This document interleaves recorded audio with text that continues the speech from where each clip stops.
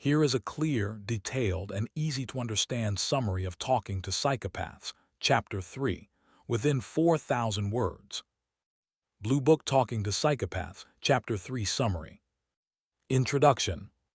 In Chapter 3, Christopher Berryde moves from theory into real-life criminal cases. After explaining what psychopathy is, Chapter 1, and how it develops, Chapter 2, this chapter begins to show what happens when a psychopathic personality turns into violent action. The chapter focuses on the mindset of violent offenders, how psychopaths justify their crimes, what it feels like to sit face-to-face with them, the emotional impact of interviewing them. This is where the book becomes more intense and personal. Sitting across from a killer. Berryde describes the strange experience of interviewing dangerous criminals in prison. He explains that when you first meet them, they often look normal, speak calmly, smile politely, act cooperative. But you must remember, these are individuals who have committed brutal crimes. The shocking part is not their violence. It is their calmness while talking about it. Brain how psychopaths talk about their crimes. One of the most disturbing themes in Chapter 3 is how psychopaths describe what they did. They often speak without emotion, avoid taking responsibility, blame the victim, justify their actions, show no regret. Some even describe violent acts like they are telling an everyday story. For example, instead of saying, "I feel terrible," they might say, "She shouldn't have made me angry." Notice the shift. They remove guilt from themselves. Performing arts, the art of manipulation. Berryde explains that psychopaths constantly test the interviewer. They may try to shock you, lie confidently, change details in their story, act friendly to gain trust, pretend to feel misunderstood. They enjoy being in control of the conversation.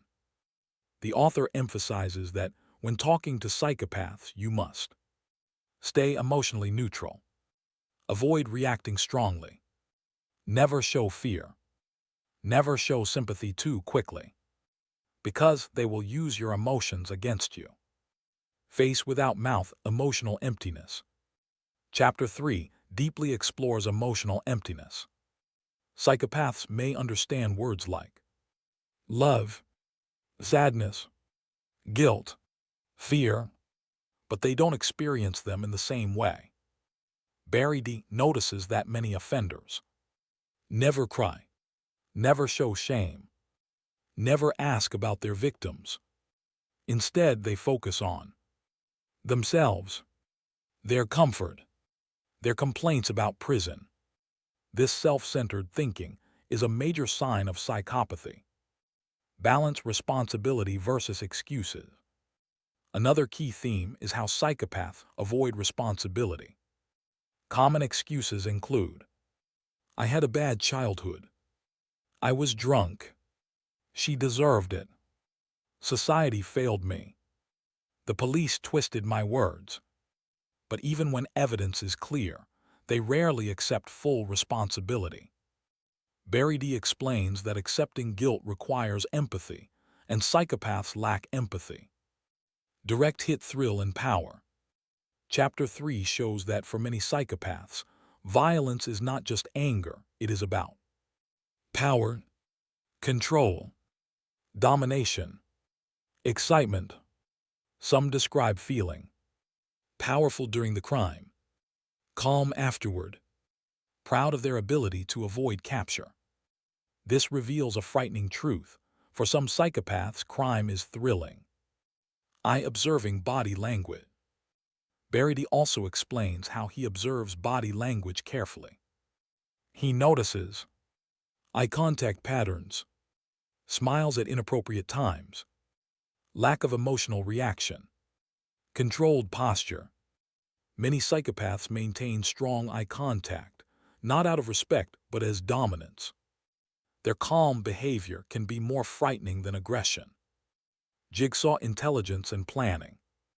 Chapter 3 highlights that many violent psychopaths are not impulsive.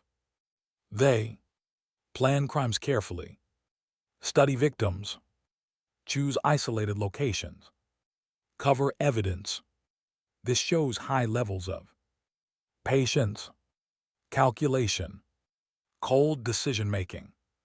Their crimes are not always emotional explosions. They are often strategic actions.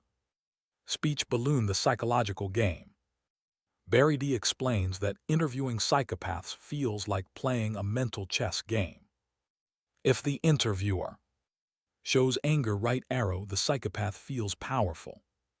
Shows sympathy, right arrow, the psychopath manipulates it.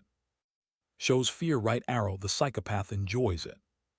So the interviewer must stay calm, ask direct questions, avoid emotional involvement. This requires mental strength. Brain, why they fascinate us. The chapter also touches on society's fascination with psychopaths. People watch crime documentaries, serial killer interviews, psychological thrillers.